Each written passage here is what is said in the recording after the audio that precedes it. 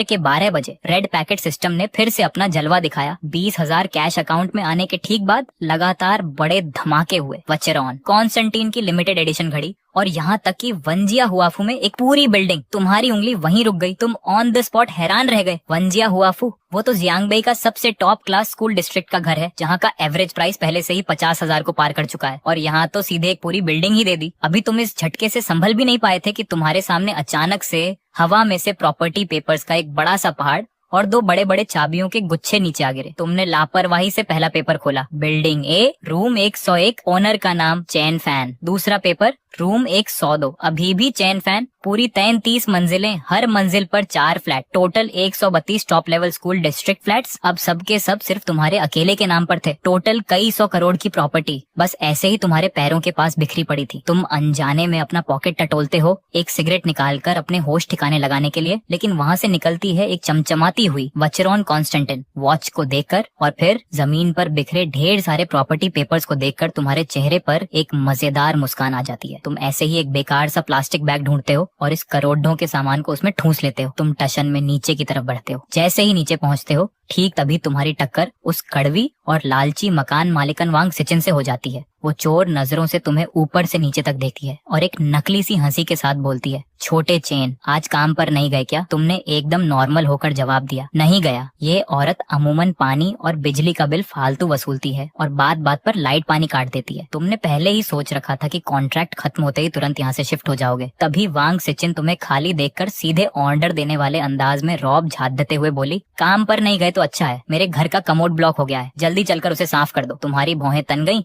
और तुमने ठंडे दिमाग से सिर्फ 2 शब्द कहे, नहीं आता। इतना कहकर तुम आगे बढ़ गए। वांग सिचिन ने ऐसी बेइज्जती कभी नहीं झेली थी। उसने झटके से तुम्हारा हाथ पकड़ लिया और तमाशा करते हुए बोली, किस बात का नवाब बन रहे हो? तुम जैसे लोग जो कॉलेज भी नहीं गए, उन छोटे लोगों की किस्मत में ऐसे ही गंदे काम करना लिखा होता है। उसे इस तरह बकवास करते देख तुमने झटके से अपना हाथ छुड़ाया।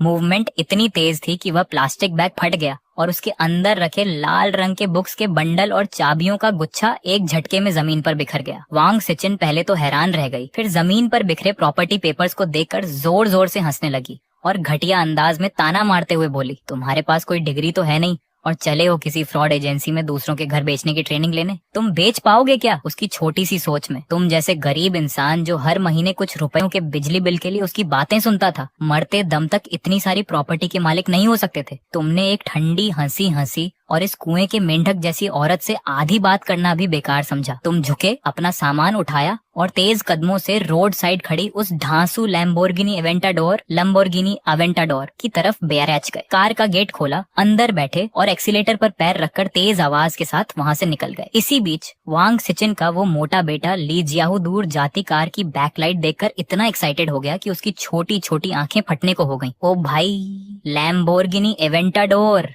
हमारे इस खटारा अपार्टमेंट में कोई ऐसी गॉड लेवल कार चला रहा है, बहुत भारी भाई। वांग सिचिन ने बेटे को इतना दीवाना देखकर बिना सोचे समझे मुंह बनाया। एक टूटी फूटी कार देखकर इतना एक्साइटेड हो रहा है, जब तेरी जॉब लग जाएगी माँ 20 लाख निकालेगी और तेरे लिए भी ऐसी एक कार दिलवा देगी। ली जियाहू ने अपनी सगी माँ को ऐसे देखा जैसे वो कोई पागल हो और चिल्लाते हुए बोला, 20 लाख? तुम सपने देख रही हो क्या? ऐसे 10-20 लाख भी कम पड़ेंगे। वो टॉप लेवल की सुपर कार है, ऑन रोड प्राइस लगभग 1 करोड़ DH है। क्या? वांग सिचिन का मुंह झटके से खुला का खुला रह गया और उसके दिमाग में एक जोर का झटका लगा। उसे तुरंत याद आया कि तुमने आज जो कपड़े पहने थे वो वही ब्रांडेड कपड़े थे जो उसके बेटे ने कुछ दिन पहले मॉल में देखे थे, लेकिन औकात न होने की वजह से खरीद नहीं पाया था। और फिर अचानक उसे जमीन पर गिरे वो प्रॉपर्टी पेपर्स याद आए। एक बेहद डरावने ख्याल ने उसका गला दबा दिया। क्या वो सारे घर सच में तुम्हारे थे? वांग सिचिन के पैर कांपने लगे और उसने एक ठंडी सांस ली। दूसरी तरफ तुम कुछ शानदार आलीशान घरों को चेक करने के बाद अपना बैग लेकर पास की ही एक होम ब्रोकर फर्म वांजिया हुआफू में चले गए। मेरे पास रेंट पर देने के लिए एक पूरी बिल्डिंग है, अपने मैनेजर को बुलाओ। तुमने टेबल थपथपाई। ब्लैक फ्रेम वाला चश्मा पहने उस एग्जीक्यूटिव ने तुम्हारी बात ठीक से सुनी नहीं। उसे लगा सिर्फ एक फ्लैट है। वो प्रोफेशनल झूठी हंसी के साथ बोला, सर बेफिक्र रहिए, मैं हमेशा से इस एरिया को संभालता हूँ,